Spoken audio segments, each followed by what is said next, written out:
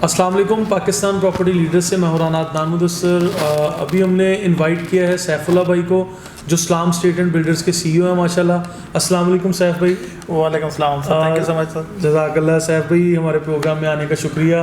हम लोग पीपीएल के प्लेटफॉर्म से हम चाहते हैं कि हमारे कस्टमर्स वेल इन्फॉर्म्ड डिसीजन करें, हर तरह की इन्फॉर्मेशन हम प्रोवाइड करते हैं अपने कस्टमर्स को।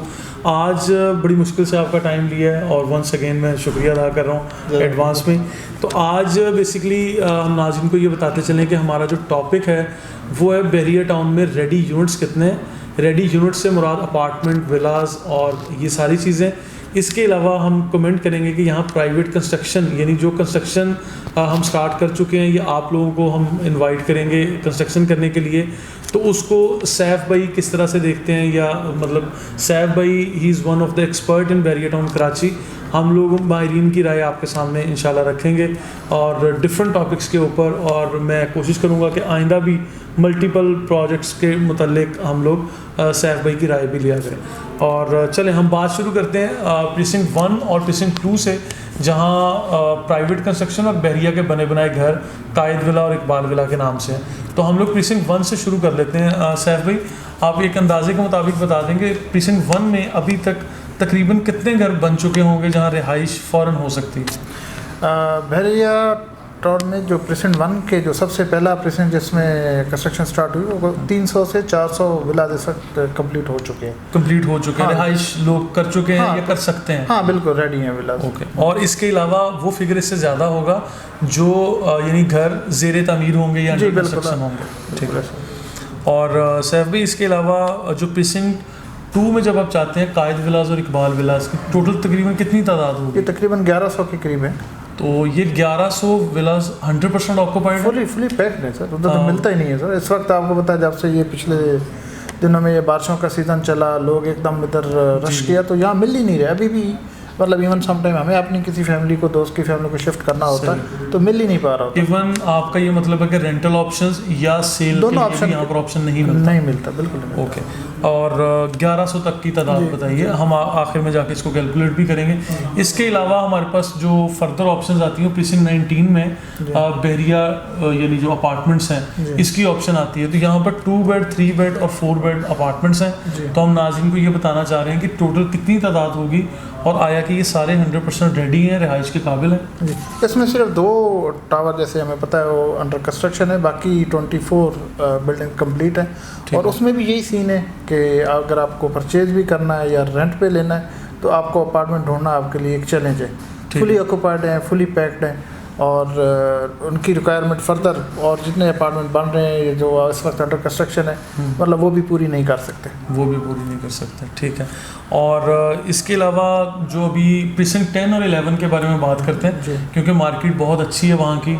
वहाँ क्या क्या फैसिलिटीज़ इस टाइम अवेलेबल हैं? वो अच्छी इसलिए है ना कि यहाँ अवेलेबिलिटी होगी ख़त्म, अब ऑप्शन भी वही है जो विला की तरफ जाना चाहते हैं। और सेकंड ये कि वहाँ पे थोड़ा सा रिजनेबल अमाउंट में मिल भी जाते हैं। वहाँ भी आपको पता है कि 1500 से 2000 तक विला जो है इस वक्त रेडी है, बिल्कुल रिहाइश के काबिल है, और मैक्सिमम वो ऑक्यूपाइड है। वहाँ भी यही सीन है, लेकिन वहाँ फिर भी कुछ ऑप्शन मिल जाते हैं। ठीक है। वहाँ मस्जिद तो अभी मेरा ख्याल जनरल पब्लिक के लिए नहीं होगी। मस्जिद फाइनल उसकी फिनिशिंग स्टेजेस पे है, और बाकी शॉपिंग गैलरी और बाकी जो बेसिक जो रिक्वायरमेंट की शॉप स्टोर्स वगैरह सब अवेलेबल हैं। ठीक है। और इसके अलावा प्रीसिंक्ट 11 ए और बी के कुल मिला के तकरीबन अगर हम देखते हैं जो हमने कैलकुलेट किया हुआ है, प्रीसिंक्ट 11 में तकरीबन 1100 के करीब घर हैं और 11 बी में तकरीबन 500 के करीब है। तो 11 बी में आपकी इन्फॉर्मेशन के मुताबिक कोई रिहाइश हो चुकी है? हाँ, वहाँ भी एक तो फैमिली शिफ्ट होगी, वहाँ फैमिली शिफ्ट हो चुकी हैं। और लोग वेट कर रहे हैं कि बहरिया टाउन पोजीशन दे। दो चीज़ें ना, एक साइड पे तो शोर मचा हुआ है कि पोजीशन क्यों बाई फोर्स पोजीशन है, दूसरी तरफ लोग वेटिंग में खड़े हैं कि हमें पोजीशन दें, हम उसको ऑक्यूपाई करें। I think it's a positive step. अगर बहरिया ने फोर्सफुल पोजेशन या जो भी चीज़ लिया, कम से कम बहरिया जैसे एक वेल प्लान्ड और इंटरनेशनल कम्युनिटी या इंटरनेशनल पैरामीटर्स के मुताबिक बनाया गया शहर, इसको जल्द आबाद करने के लिए it was a good step. हाँ यस, इनिशियली हम भी ये फील कर रहे थे कि यार ये बहरिया टाउन जो का ये स्टेप है ये लोगों के लिए मतलब ये कि तकलीफ दे, लेकिन उसके जो आफ्टर इफेक्ट्स आए उसके ये पता चला कि वो तादाद बहुत कम है जो पोजीशन नहीं लेना चाहते। शायद वो 10% से ज़्यादा नहीं है, 90% लोग तो इस चीज़ का वेट कर रहे हैं। वैसे भी अगर हम कोई प्रॉपर्टी लेते हैं, अगर हमें कोई कहे कि आप आके अपनी प्रॉपर्टी की पोजीशन ले लें, भले उसकी जो भी पेमेंट है, तो मेरा ख्याल से किसी को वैसे ही बुरा नहीं लगता। लेकिन यहाँ तो लोग वेट कर रहे हैं अपना आके घर बनाएं, या अगर वो बिल्ड इन प्रॉपर्टी तो उसमें शिफ्ट हों या रेंट आउट करें, तो कौन नहीं चाहता। ठीक है। और इसके अलावा ये बताते चलें कि ये प्रीसिंग 27 प्रीसिंग 31 ये क्यों लेट है? 2014 की बुकिंग थी ये, तो अभी तक मतलब ये घर बन के कस्टमर्स को हैंड ओवर नहीं हुए, जबकि अभी हम देखते हैं कि कुछ लोग शिफ्ट होना शुरू हो गए हैं इन दोनों में। लेकिन ये लेट होने की क्या वजह है? नहीं, लेट तो ज़ाहिर इतना बड़ा प्रोजेक्ट है, इतने विलाज हैं। देखें ना, अगर हम ये सारी कैलकुलेशन करें तो 15 से 20 हज़ार की फिगर हमारी बनती है, जो बहरिया टाउन ने ये सारे बना के दिए अपार्टमेंट्स या विलाज। 2014 में ये प्रोजेक्ट लॉन्च हुआ और 20 में बैठे हुए हैं। 6 साल में इतना बड़ा इंफ्रास्ट्रक्चर भी डेवलप हुआ, इतनी बड़ी तादाद में विलाज भी बने और हैंडओवर भी हुए, इतनी बड़ी कम्युनिटी भी मूव हुई। तो अगर हम इसको देर कहते हैं तो ठीक है, इस लिहाज से तो जिसने इन्वेस्टमेंट की उसके लिए तो देर है, बट एज ए होल मैं समझता हूँ इससे इतनी अच्छी स्पीड और कहाँ हो सकती है। सही। इसका मतलब जब हम कंपैरिजन करते हैं other projects in Bahria town, sorry other projects in Pakistan, जो रेजिडेंशियल प्रोजेक्ट्स वो लाहौर के हों, कराची के हों, कोयटा, एबटाबाद से लेके हम कोई भी बड़े शहर की बात करें, तो इन्होंने, आप ये समझते हैं कि बहुत कम टाइम में बहुत अच्छा डिलीवर किया। Yes, okay.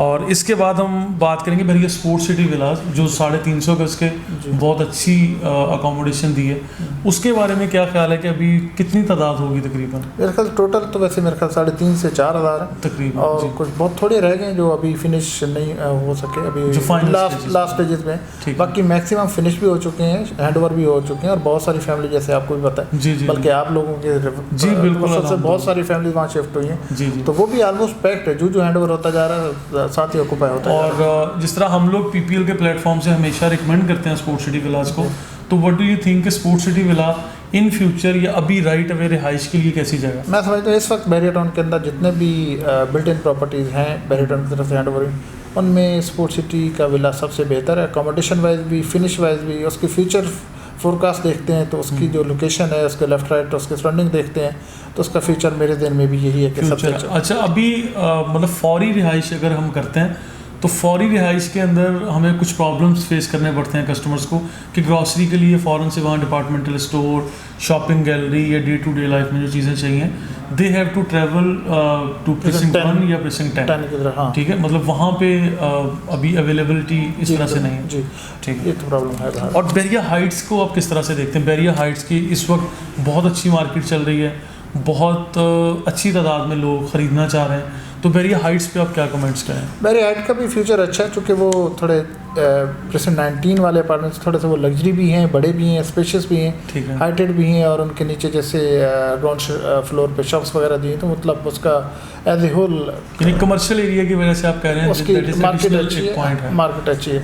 और सेकंडली ये कि प्राइसेस बहुत रीजनेबल, अभी तो थोड़ी सी बढ़ी हुई, लेकिन बहरहाल उसका फ्यूचर अच्छा है अगर मैं कंपेयर करूँ। ठीक है सर, अभी एक चीज़ आपसे ये पूछेंगे कि जिस तरह प्रीसिंक्ट 19 में जो 2 बेड अपार्टमेंट है, इनकी मैक्सिमम प्राइस अब ग्रो होती हुई अगली 4-5 साल तक आप कहाँ तक देखते हैं कि इनकी मैक्सिमम प्राइस कहाँ तक चली जाएगी? मेरा ख्याल से ये जब ये जाते हैं 80-90 लाख तक, फिर अल्टरनेट ऑप्शन बहुत सारी आ जाएंगी, तो इससे ऊपर जाना मतलब 80-90 तक जाएंगे आप। हम इसको ये कह सकते हैं कि एक इन्वेस्टमेंट कैप की टर्म यूज़ होती है, हम कह सकते हैं कि 80-90 लाख से ज़्यादा इन 2 बेड अपार्टमेंट का जाना अगले 5 साल तक भी मुश्किल नजर आता है। ठीक है।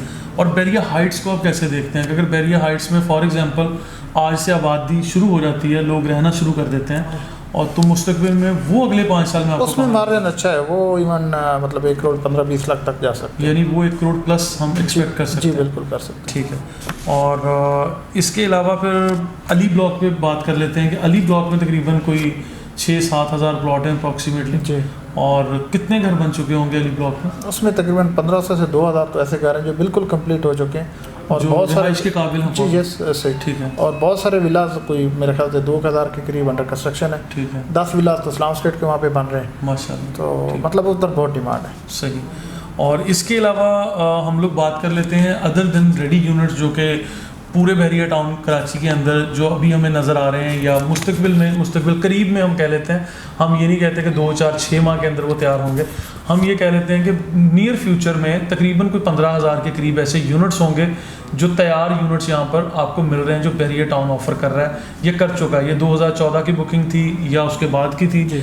अब हम कमेंट्स करेंगे प्राइवेट कंस्ट्रक्शन को आप किस तरह से देखते हैं और उस पर कमेंट करें। देखिए अदनान भाई, जैसे हमने पोजीशन के वाली बात की कि प्लॉट्स की पोजीशन बहरिया टाउन ने दी तो लोग इधर इतना रश हो गया था कि हेड ऑफिस के बाकी सारे ऑपरेशनल एक्टिविटीज़ को होल्ड करना पड़ा जब बहरिया टाउन ने डेडलाइन दी पोजीशन के लिए।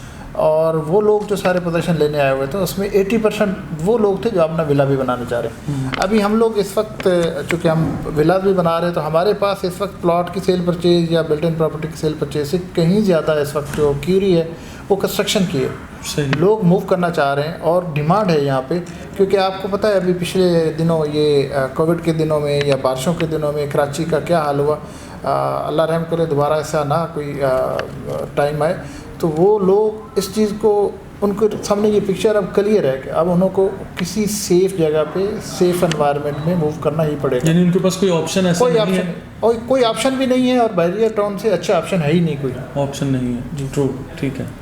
और इस पे हम बात करेंगे कि ऑल ओवर पाकिस्तान कहीं भी जो हाउसिंग प्रोजेक्ट्स लॉन्च किए जाते हैं, वो DHA हो, वो छोटी मोटी की हाउसिंग सोसाइटी हो, वो बहुत बड़े स्केल पर हो, वहाँ पर लोग प्लॉट परचेज़ करते हैं साल 10 साल तक भी उसको अगर वो होल्ड करें, यानी उसके ऊपर कोई वो होल्डिंग टैक्स कह लें या मेंटेनेंस चार्जेस कह लें या नॉन यूटिलाइजेशन या नॉन कंस्ट्रक्शन चार्जेस नहीं किए जाते, जबकि बहरिया टाउन के अंदर ये चार्जेस अप्लाई कर दिए जाते हैं कि अगर आप 3 या 5 साल तक घर नहीं बनाते तो आप लोगों को ये चार्जेस देते रहना, या वो मतलब इसकी क्या लॉजिक आपको समझ आती है कि ये क्यों है ऐसा? होना तो मेरे ख्याल से नहीं चाहिए, एक टाइम तक तो चलो समझ आती है कि 5-10 साल बाद, क्योंकि ज़ाहिर है बहरिया टाउन भी ये चाहता है कि उसको मेंटेन भी किया जाए। अगर मेंटेन करना है तो कुछ ना कुछ उसके चार्जेस लगते हैं, क्योंकि अगर ये नॉन यूटिलाइजेशन चार्जेस नहीं लगते तो फिर वो बाकी सोसाइटियों जैसा हाल हो जाएगा, भाई उधर सांप भी फेर रहे हैं, उधर बिच्छू भी फेर रहे हैं, उधर घास भी उगी हुई है।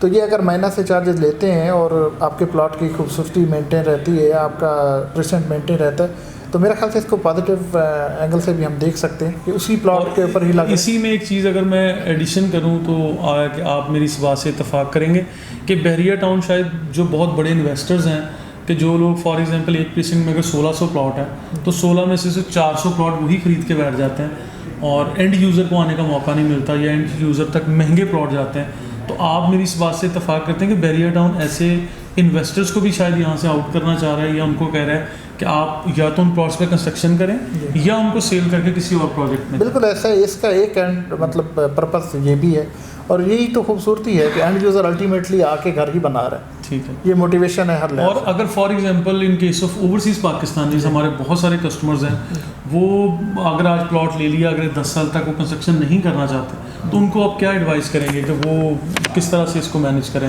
देखें, बात ये कि हर बंदा अपनी रिक्वायरमेंट के हिसाब से चलता है। मैं आप अगर वो नहीं करना चाहते, उनका प्लान नहीं है, तो वो अपने को बेहतर समझते हैं। लेकिन मैं समझता हूँ कि अगर वो इस जिसके ऊपर प्लॉट पर नॉन यूटिलाइजेशन चार्जेस भी पे कर रहे हैं और इन्वेस्टमेंट भी होल्ड की हुई है, उसके अगर कंस्ट्रक्शन कर लेते हैं तो उसको रेंट आउट भी कर सकते हैं, डिमांड तो है, तो इसी प्रॉपर्टी से वो फ़ायदा भी उठा सकते हैं। तो मैं समझता हूँ उनको।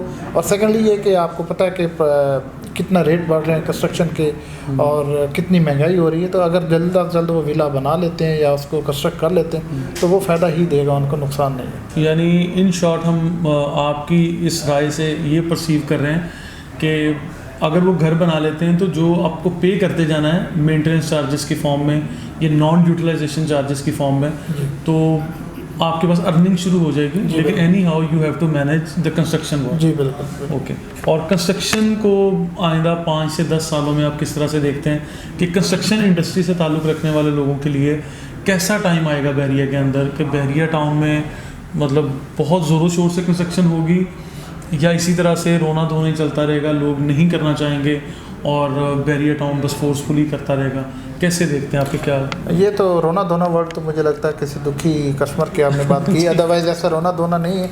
आपको भी पता है कि इस वक्त कंस्ट्रक्शन की कितनी क्यूरी है, आपके पास भी, हमारे पास एग्जैक्टली है। अब मैं जाता हूँ, हम अब साइट पे विज़िट करते हैं, एक दफ़ा विज़िट करके आते हैं, एक हफ़्ते बाद जाते हैं तो 10 घर और में नज़र आते हैं। हमें ये नहीं समझ आ रही कि इतनी स्पीड से ये कैसे बन गए। तो बहुत स्पीड से काम हो रहा है और मैं समझता हूँ कि आप 5 साल बाद की बात करते हैं, आज इस वक्त बहुत सारे प्राइवेट बिल्डर की ज़रूरत है, वो यहाँ पे आएँ, जिद्दत के साथ काम करें, और उनकी रिक्वायरमेंट भी है और कस्टमर की भी रिक्वायरमेंट है। अच्छे बिल्डर्स की जो इस वक्त बहुत ज़्यादा यहाँ पे डिमांड भी है, उनके लिए मार्जिन भी है, कुशन भी है, वो आएँ और यहाँ पे काम करें। बहुत उनके लिए फ्यूचर में यहाँ पे जो कहते हैं कि अच्छा प्लेटफॉर्म है। जी। अच्छा सैफ भाई, आखिर में मेरा एक अहम सवाल होगा कि आप रफली एक आइडिया दे दें कि जिस तरह बहुत सारे एक्सपर्ट्स ये बात करते हैं कि कंस्ट्रक्शन इंडस्ट्री से ताल्लुक़ रखने वाली जो दूसरी इंडस्ट्रीज़ जुड़ी हुई हैं कारोबारी ज़िंदगी या इनकी ज़रूरियात से मुतल्लिक, कितनी तकरीबन वो इंडस्ट्रीज़ होंगी या कितने दूसरी इंडस्ट्रीज़ कंस्ट्रक्शन से जुड़ी हुई हैं? कंस्ट्रक्शन और टेक्सटाइल के बारे में तो यही कहते हैं कि ये रीढ़ की हड्डी है, क्योंकि कंस्ट्रक्शन, जब वर्ड कंस्ट्रक्शन आता है तो इसके साथ हज़ारों की तादाद में जो बाकी प्रोडक्ट्स हैं या प्रोडक्ट्स की प्रोडक्शन के पीछे फैमिलीज़ हैं, लोग हैं जुड़े हुए, तो आधा पहिया जिसे कह सकते हैं कंस्ट्रक्शन है और आधा पहिया टेक्सटाइल है। तो मैं समझता हूँ कि अगर कंस्ट्रक्शन चलती है, जो अल्हम्दुलिल्लाह चल रही है, गवर्नमेंट का भी इसी चीज़ पे फोकस है कि कंस्ट्रक्शन को चलाया जाए, इसलिए इसको इंडस्ट्री बनाया, फिर इसमें मराद दी, बैंक्स को उसमें लोन के लिए फैसिलिटेट किया। तो ये सारी मूवमेंट गवर्नमेंट को भी इस चीज़ का एहसास है कि कंस्ट्रक्शन कंपनी अगर चलती है, ये इंडस्ट्री चलती है, तो मुल्क में जो डिप्रेशन है इस वक्त कोविड की वजह से या बाकी मामला महंगाई है, तो वो काफ़ी हद तक कवर हो सकते हैं। तो इसमें तो कोई दूसरी राय नहीं कि कंस्ट्रक्शन कंपनी अगर चलती है, कंस्ट्रक्शन की फील्ड चलती है, तो मुल्क में एक बहुत बड़ा अच्छा पॉजिटिव बूम आ सकता है। यानी फॉर एग्जांपल हम बात कर सकते हैं कि बिल्डिंग मटेरियल से लेके एलुमिनियम, ग्लास या बेशुमार जितने भी यानी बिजनेस हैं वो इससे इनडायरेक्टली डायरेक्टली ये इंटरडिपेंडेंट। पेंट इंडस्ट्री कह लें, फर्नीचर, मतलब सब कुछ बेशुमार। अच्छा, तो अभी यानी हम ये भी कह सकते हैं आखिर में कि it's an indirectly invitation for the construction industry कि इस टाइम कंस्ट्रक्शन इंडस्ट्री से ताल्लुक़ रखने वाले लोग वो अपने पैसे से करना चाह रहे हैं या वो इंस्टॉलमेंट प्लान के मुताबिक कस्टमर के पैसे को यूटिलाइज करके वो यहाँ कंस्ट्रक्शन करना चाहें, तो it's an invitation and best time. जी यस, बेस्ट टाइम है। बहरिया टाउन में इस वक्त बिल्कुल, इससे पहले अगर हम 6-8 महीने पहले जाएं तो बहरिया टाउन को बहुत सारे चैलेंजेस फेस करना पड़ रहे थे। हम सबको पता है, उसमें डिटेल में जाने की ज़रूरत नहीं, लेकिन अब ये एक स्टेबल मार्केट बन चुकी है।